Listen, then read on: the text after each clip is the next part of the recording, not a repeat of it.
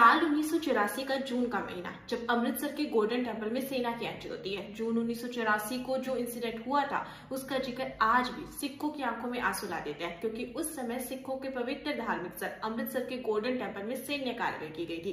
देखो, पहले खुद इंदिरा गांधी और कांग्रेस ने भिंडरावाले को अपने फायदे के लिए बनाया था, और जब बाद में उनके हाथ से सब चीजें बाहर निकल जाती हैं और भिंडरावाले गोल्डन टेम्पल में छिपा हुआ होता है, तो उसको मारने के लिए ऑपरेशन ब्लू स्टार्ट किया जाता है। और इस ऑपरेशन के बाद में जब अमृतसर के गोल्डन टेम्पल की तस्वीरें सामने आती है, तो अकाल तख्त पूरा मलबे में बदल चुका होता है, जिससे सिख कम्युनिटी नाराज हो जाती है, और उनकी नाराजगी आज इतने सालों बाद भी बनी हुई है। इसके बाद में 31 अक्टूबर 1984 को इंदिरा गांधी की हत्या कर दी जाती है, जिससे देश में हिंदू सिख दंगे भड़क जाते हैं। सिखों के बीच में डर और दहशत का माहौल पैदा हो जाता है।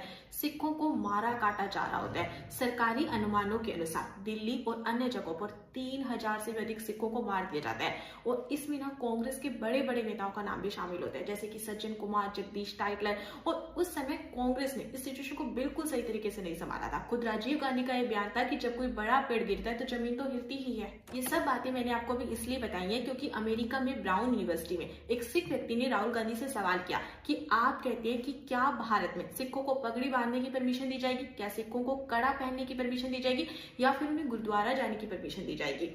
आप सिखों में डर पैदा करते हैं कि भाजपा कैसे दिखेगी। आप कहते हैं कि राजनीति में भय नहीं होना चाहिए, हमें सिर्फ कड़ा नहीं पहनना, हमें सिर्फ पगड़ी नहीं बांधनी, बल्कि हमें अभिव्यक्ति की स्वतंत्रता भी चाहिए, जो कि पास में कांग्रेस सरकार के शासन में हमें नहीं दी गई थी। उसने ये भी कहा कि आनंदपुर साहिब प्रस्ताव दलितों के अधिकार की बात करता है, इसमें अलगाववाद का कहीं जिक्र नहीं है, लेकिन उस समय की कांग्रेस सरकार ने इसे अलगाववादी दस्तावेज करार दिया था। उसने सज्जन कुमार का भी जिक्र किया और ये भी कहा कि कांग्रेस में कई और सज्जन कुमार बैठे हैं, और अगर आपका इसी तरह से चलता रहा तो भाजपा पंजाब में भी अपनी जगह बना लेगी। इस पर राहुल गांधी जी ने कहा कि मुझे नहीं लगता कि सिखों को किसी भी बात से डर लगता है, और जो मैंने बयान दिया था वो ये था कि क्या हम ऐसा भारत चाहते हैं जहां पर लोग अपने धर्म को व्यक्त करने में असहज हो। और जहां तक कांग्रेस पार्टी द्वारा की गई गलतियों का सवाल है, उनमें से बहुत सी गलतियां तब हुई थी जब मैं वहां पर नहीं था, और मैं कांग्रेस पार्टी के द्वारा इतिहास में की गई हर गलती की जिम्मेदारी लेता हूँ। राहुल गांधी ने यह भी कहा कि मैंने सार्वजनिक रूप से कहा कि 80 के दशक में जो भी हुआ वो गलत था। मैं कई बार गोल्डन टेम्पल गया हूँ और भारत में सिख कम्युनिटी के साथ में मेरे बहुत अच्छे संबंध है।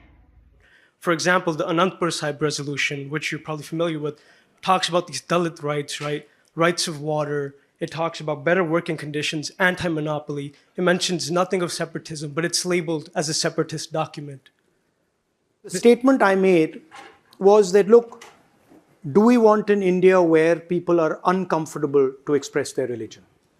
As far as mistakes of the Congress party are concerned, a lot of those mistakes happened when I was not there. But I'm more than happy to take responsibility for everything that the Congress party has ever done.